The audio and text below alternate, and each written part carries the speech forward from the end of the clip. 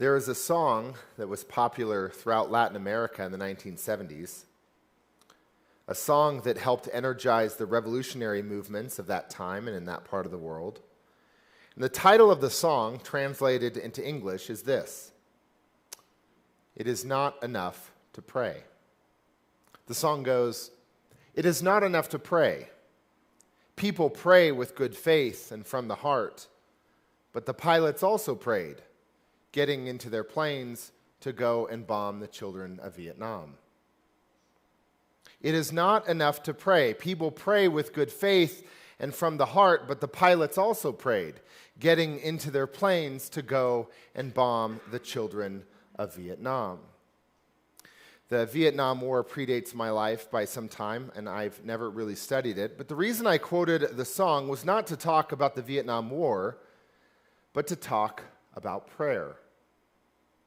Is it possible that prayer is not only not enough when it comes to doing right in the world, but that prayer might actually prevent us from doing right? Is it possible that prayer might settle the disturbed conscience of the pilot who's about to carpet bomb a village and so make it easier to do what he otherwise might be conflicted about doing? Might prayer make it easier for us to do wrong in the world? That it might give us inner peace when it's precisely inner conflict that would keep us from doing what's wrong? Might prayer actually work against justice?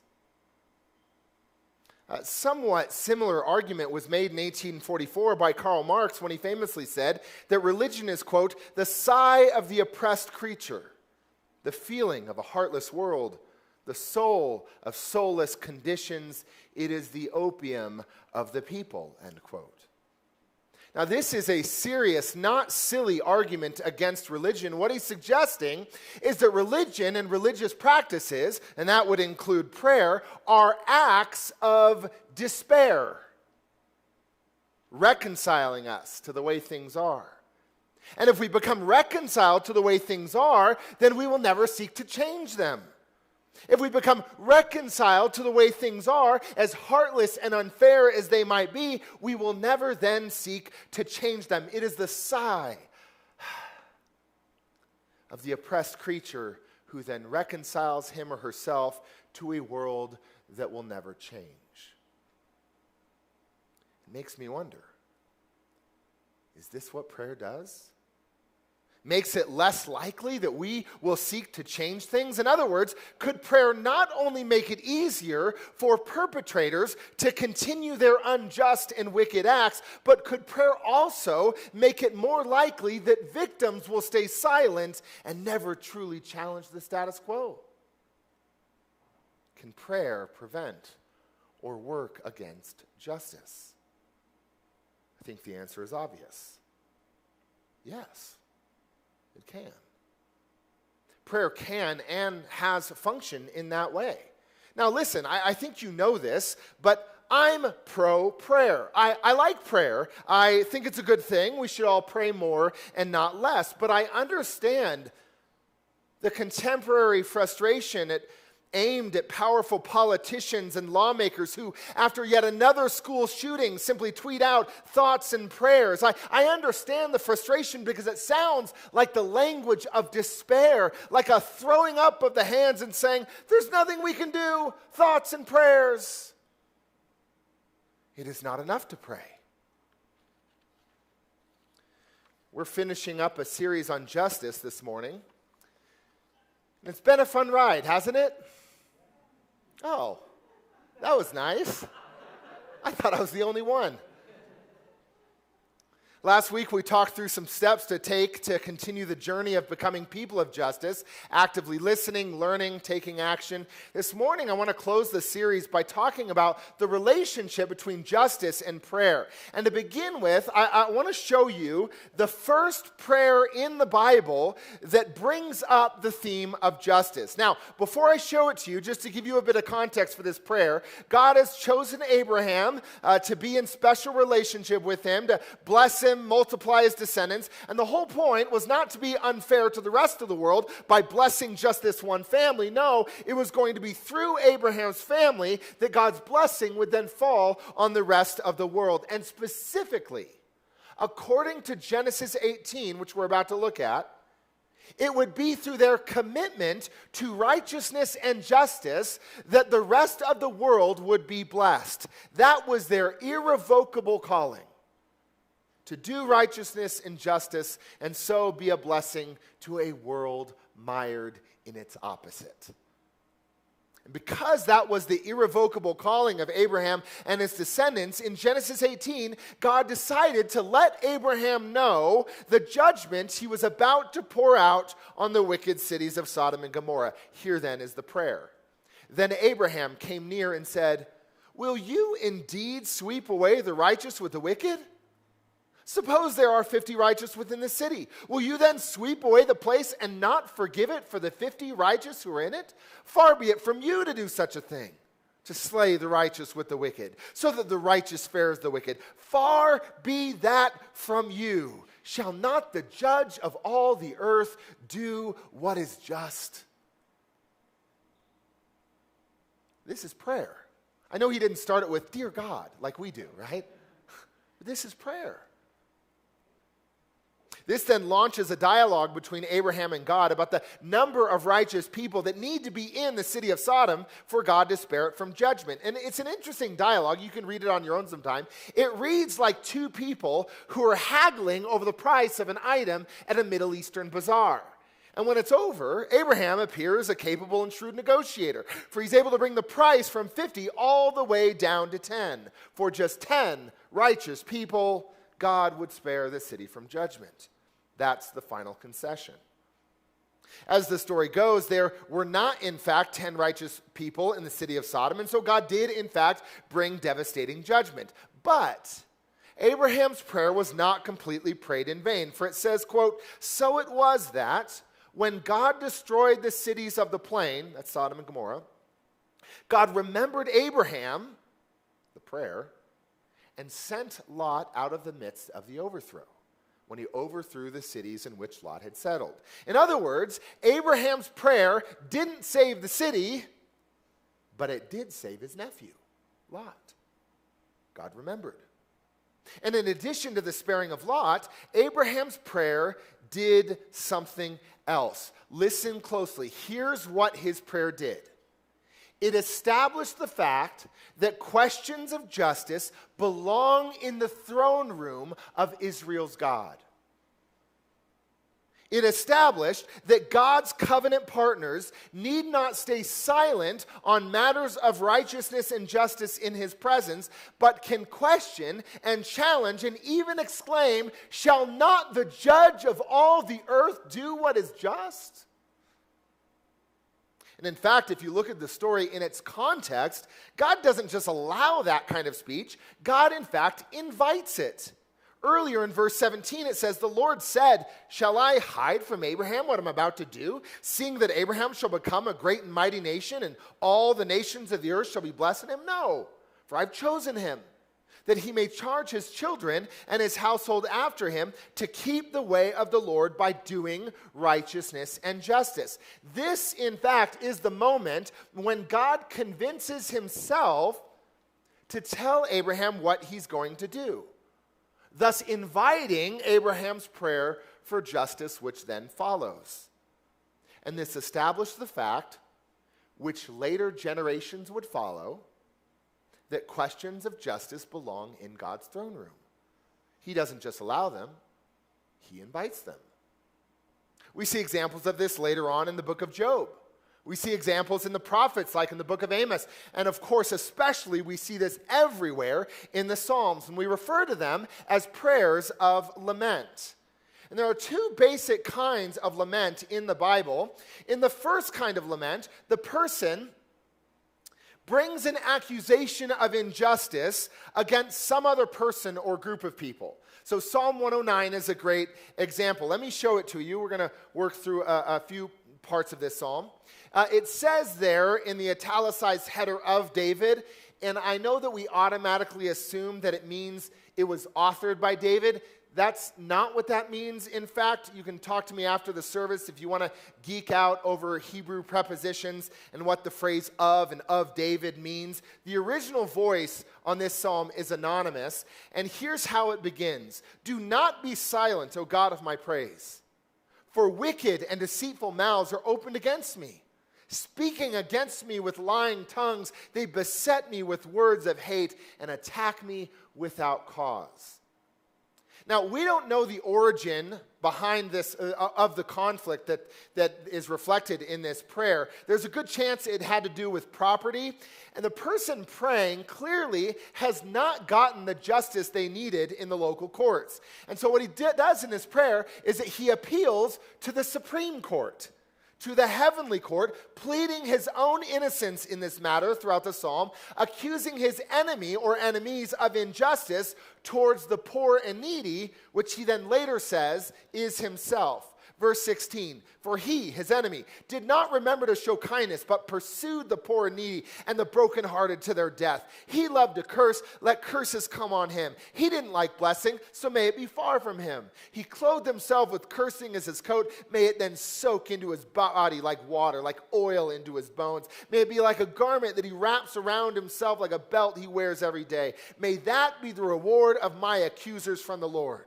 of those who speak evil against my life. But you, O Lord, my Lord, act on my behalf for your name's sake, because your steadfast love is good. Deliver me, for I am poor and needy, and my heart is pierced within me. I'm gone like a shadow at evening. I'm shaken off like a locust. My knees are weak through fasting. My body has become gaunt. I am an object of scorn to my accusers. When they see me, they shake their heads. Help me, O Lord my God, save me according to your steadfast love. There are a number of places in this psalm in which judicial language is used, specifically the words accuse and accuser or accusers used throughout.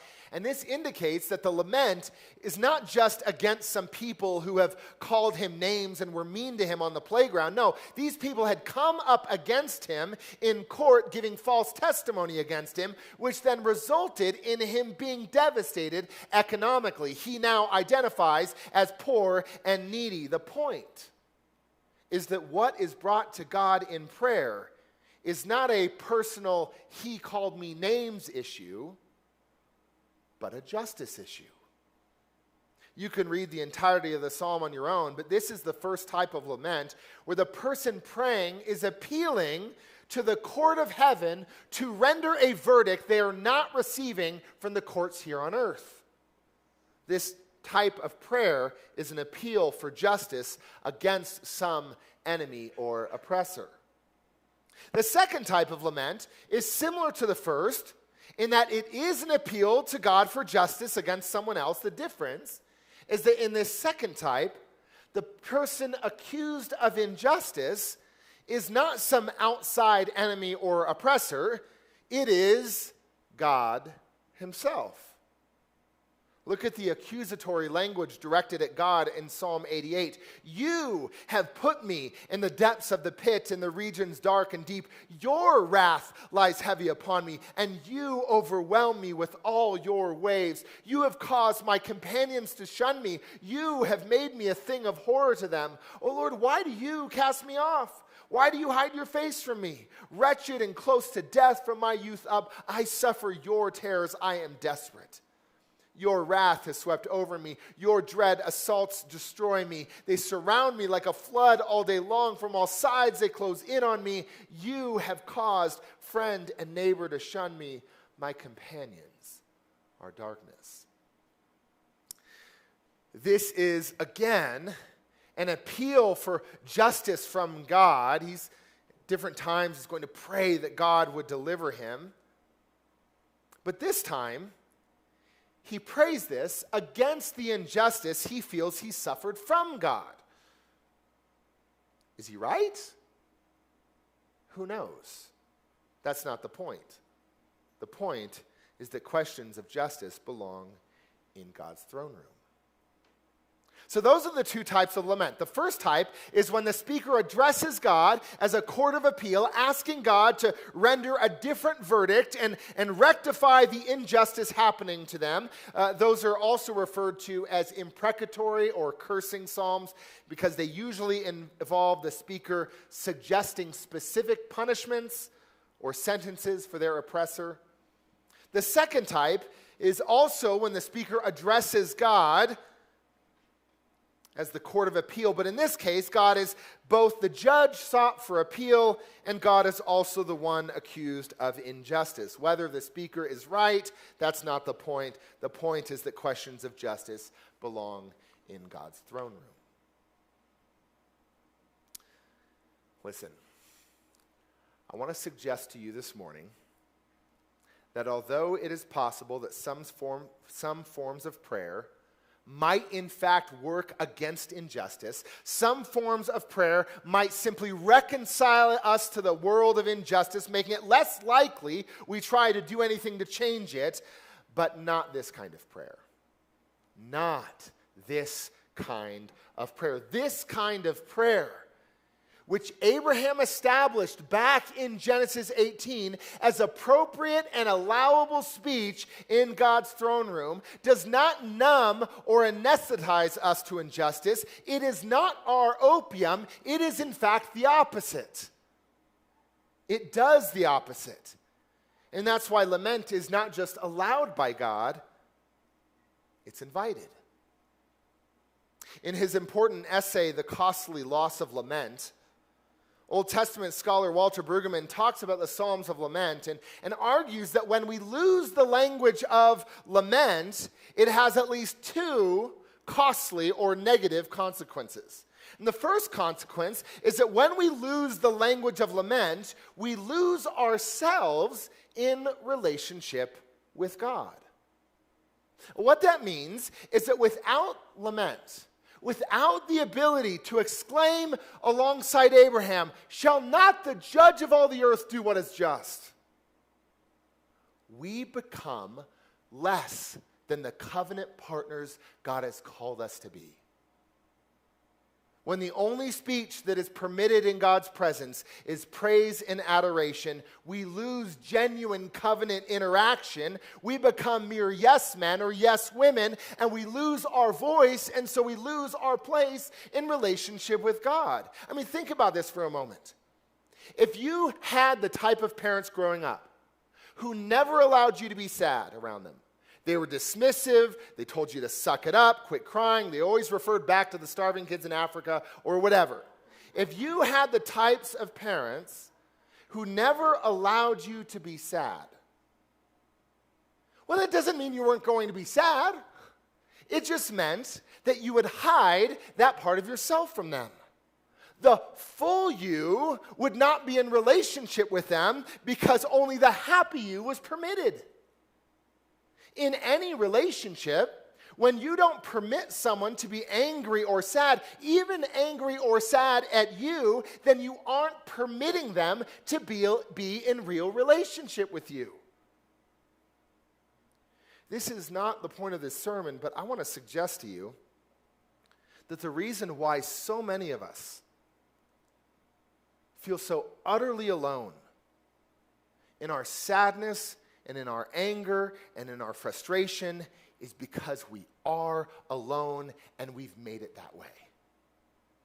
We are utterly alone because we've been falsely told by parents and pastors that only praise and adoration is allowed in the throne room, that God does not permit us to be sad or angry or frustrated in his presence. If you want to experience the fullness of God's presence in the fullness of your life, in all of your life, stand up and find your voice and reclaim your place in relationship to him.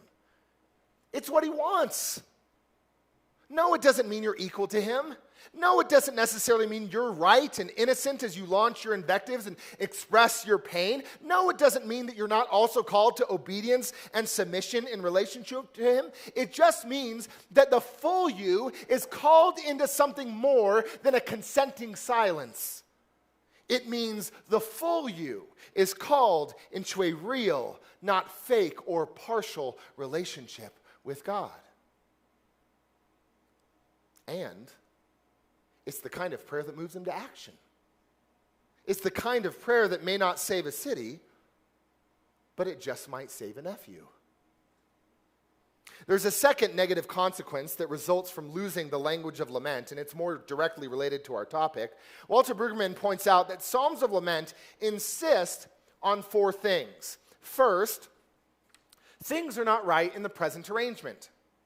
Second, they need not stay this way, but can be changed. Third, the speaker will not accept them in this way, for it is intolerable. And four, it is God's obligation to change things.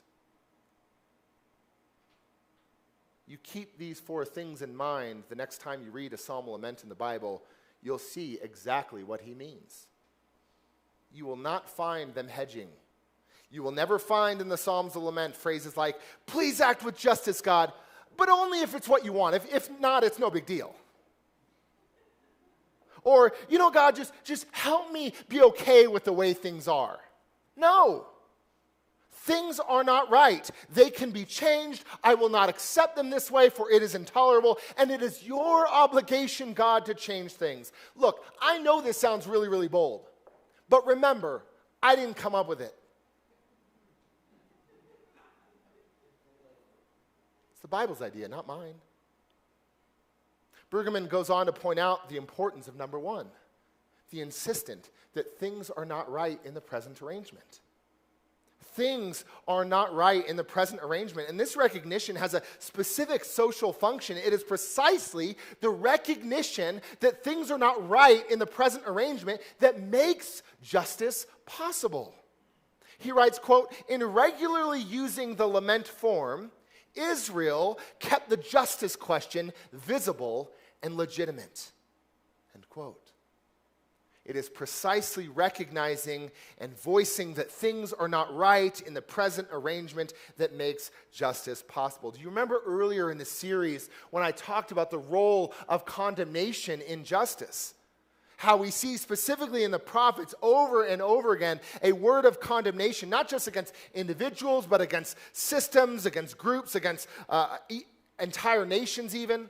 And I explained there that condemnation, the naming of something as wrong, is important because it belies the fact that there is, in fact, something that is good. There's a way God intended, in other words. I said that to condemn bribery, as Micah 3 did, is to affirm that in God's world, the poor matter in court. To condemn foreclosures and the rapid acquisition of property, as Isaiah 5 did, is to affirm that in God's world, people ought to be housed. To condemn over-harvesting, as Isaiah 3 did, is to affirm that in God's world, people should have access to food. To condemn false scales, as Micah 6 did, is to affirm that in God's world, people should be respected and not cheated. Underneath the condemnation is a praise and affirmation for whatever's been lost, and an insistence that things must change. The way things are is not the way things must be. This is not what God intended. This must change.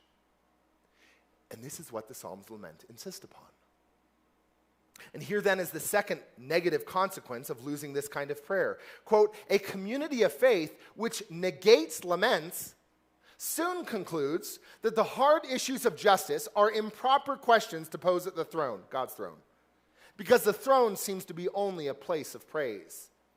I believe it thus follows that if justice questions are improper questions at the throne, they soon appear to be improper questions in public places, in schools, in hospitals, with the government, and eventually in the courts. Justice questions disappear into civility and docility. The order of the day comes to seem absolute, beyond question, and we are left with only grim obedience and eventually despair.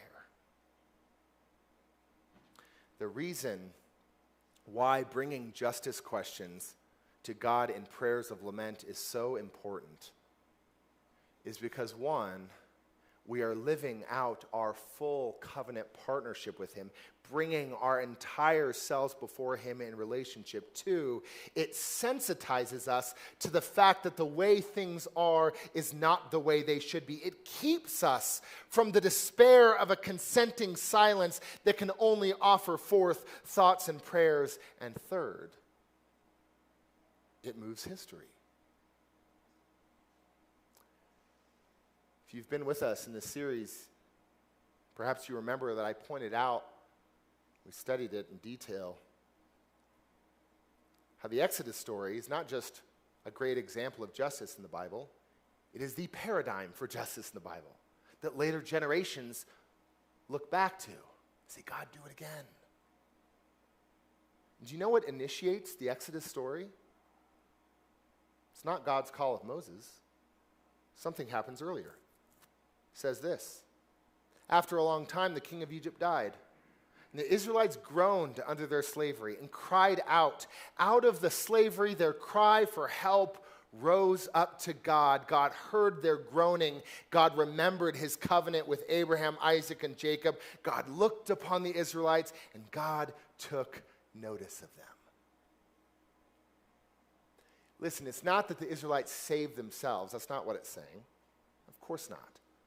God was the one who saved them. God was the one who brought justice and liberation. But notice that it was their crying out for justice that rose up to God, and so God remembered and took notice and eventually brought them out of Egypt. Now, just as a thought experiment, had they not cried out, would God have remembered his covenant? Probably. Would God have taken notice of their hardship regardless? Probably. I think so. I don't think God needs us to pray for justice in order for him to remember and take notice and act, but he wants us to. He wants us to play a role in history by bringing the justice question before him in prayer. And so the question I leave you with is this: are you willing to do that? Are you willing to take on the language of lament? Are you willing to follow in the steps of Abraham, in the steps of Job, in the steps of the prophet Amos, in the steps of the psalmist? Because, church, this kind of prayer is not the sigh of the oppressed creature consigning themselves, giving up, reconciling themselves to the way things are. It is not the language of despair. It is the opposite. It is the language of hope. It is the language of hope, for it insists that the way things are is not the way things should be. And there is a God who can be appealed to, who can do the impossible, who can turn everything upside down, who can remember and take notice and do justice even when we haven't the power to do it ourselves.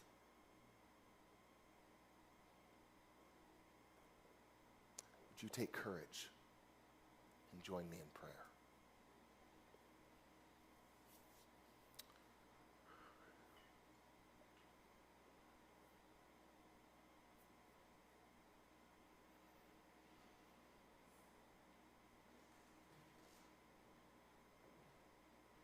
Powerful, wise, just God.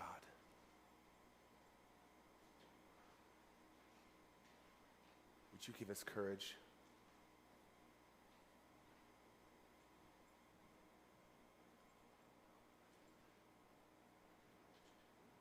Would you do justice? And would you involve us in it? We want to play a part. But so often we're scared. We want to stay comfortable in our relationship with you and in relationship with others. May we become people who are not desensitized to injustice, but the opposite. Teach us the language of lament, that we might be used by you for the good of the world. In Christ's name we pray, and all God's people said, amen.